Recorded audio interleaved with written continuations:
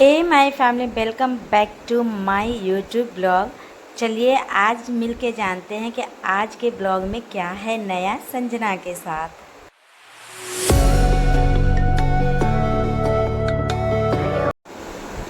ये हमारा प्यारा सा पूजा रूम है, जहाँ पर मैं अभी जो है पूजा रूम में साफ़ सफाई में लगी हुई हूँ। तो यहाँ मेरा बेटा जो है वो खेल रहा है। पूजा रूम से मैंने जितने भी सारे सामान थे सबसे पहले मैंने उसे निकाल करके बाहर के तरफ रख दिया है। पूजा रूम को बिल्कुल खाली कर दिया है सामान यहाँ से निकाल के।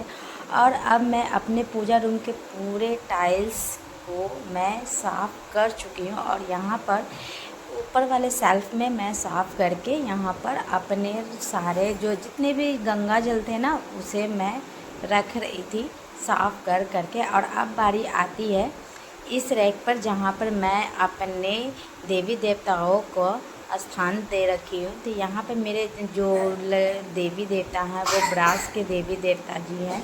तो यहाँ पे मैं एक परात में बहुत ही श्रद्धापूर्वक उन्हें परात में विराजमान करके उन्हें बाहर ले जा रही हूँ, क्योंकि मुझे ये रैक को साफ़ करना है यहाँ पर। तो यहाँ पर जितने भी मेरे देवी देवता हैं उन्हें मैं एक परात में रख ले रही हूँ, क्योंकि फिर एक एक करके फिर जितने भी मेरे बरास के हैं देवी देवता उसे मुझे एक एक करके क्लीन करना था, चमकाना था। और नवरात्रि के इस शुभ अवसर पर मैं सबसे पहला जो कार्य होता है नवरात्रि शुरू होने से पहले वो होता है मंदिर की साफ़ सफाई। तो मेरी यहाँ पर जो है वो मंदिर की साफ़ सफाई चल रही थी। इसके बाद यहाँ पे सारे देवी देवता को एक परात में रख के बाहर मैंने तब तक के लिए भी रख दिया। उसके बाद बारी आती है मेरे कान्हा जी की। तो यहाँ पर जो है मेरे इष्ट देव, मेरे कान्हा, मेरे लाला, तो इन्हें भी मैं इनके सिंहासन के साथ ही मैं इन्हें अभी फ़िलहाल के लिए अलग जगह पे मैं रख रही हूँ, एक साफ़ सुथरी जगह पे। तो यहाँ जितने भी मेरे कान्हा जी के जितने भी स्वरूप हैं वो सारे परात में मैं रख करके एक जगह, क्योंकि एक एक करके मुझे इन सारे देवी देवताओं को अच्छे से नहला के उन्हें भी साफ़ करना है। इसके बाद बारी आती है साफ़ सफाई की। तो मैं फिर लग गई पूजा रूम में एक अच्छे स्वच्छ कपड़े से साफ़ करेंगे। यहाँ मेरे पूजा रूम का ना ये दरवाज़े पे आर्च बना हुआ है, तो यहाँ तक मैं नहीं पहुँच रही थी। तो मैंने अपने पतिदेव से सहायता ली कि आप थोड़ा सा मेरी मदद कर दो ऊपर में साफ़ करने के लिए। हालांकि ये घर में छुट्टी में थे तो इनकी मदद से इनका भी मुझे पूरा सपोर्ट मिला और साफ़ करने लगी। इसके बाद बारी आती है मेरे पूजा के जितने भी पीतल के बर्तन हैं उसे मैं यहाँ पे साफ़ कर रही थी। और यहाँ पे मैं जो पीतल के बर्तन को साफ़ करने के लिए पीताम्बरी का इस्तेमाल करती हूँ हमेशा।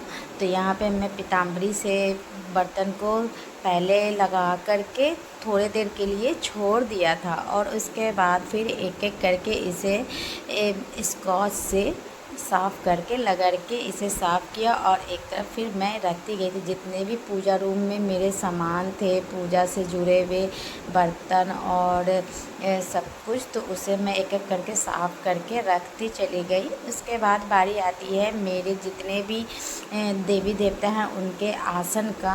तो यहाँ पे मैंने सारे आसन को उठा रखा था और एक एक करके इसे मैं सर्फ एक्सेल लिक्विड से साफ़ करती हूँ हमेशा। तो क्योंकि वो थोड़ा माइल्ड होता है और उनके सारे कपड़े अच्छे से लिक्विड से साफ़ हो जाता है। तो यहाँ पे मैं अब बारी आती है मेरे कान्हा जी के वस्त्र की। तो यहाँ पे मैं एक एक, तो ऐसे है कि मेरे कान्हा जी के जितने वस्त्र हैं ना वो काम वाले होते हैं, जो मैं हर फेस्टिवल पे पहनाती हूँ। जैसे कि यहाँ आप देख सकते हो, तो इसे बहुत ही मैं मतलब सफलता से धोती हूँ एक एक करके। तो यहाँ पे मैं माइल्ड सर्फ एक्सेल से ही लिक्विड से धो रही थी। और ये मेरा ना पूजा रूम का पर्सनल बेसिन सिंक है, जहाँ पे मैं सारे कार्य करती हूँ। और अब मैं आ गई थी उनके सारे वस्त्र और पूजा का जितना भी आसन था वो सब लेकर के छत पर, और एक एक करके मैं अपने निगरानी में ही अच्छे से इन्हें रखती हूँ और अच्छे से इसे सुखाती हूँ। तो एक एक करके यहाँ पे मेरी बेटी भी आई थी साथ में, तो वो भी सपोर्ट करी थी। उसे भी ना मेरे साथ काम करने में इस तरह से मन लगता है। जब बात आती है ना कि कान्हा जी के लिए मैं उनके वस्त्र धो रही हूँ या कुछ भी पूजा का ऐसा, तो उसे एक अलग ही लगाव कान्हा जी से है। तो वो आ जाती है कि मम्मा मैं भी हेल्प करूँगी। तो यहाँ पे मेरी बेटी जो है वो हेल्प करने के लिए आ गई थी।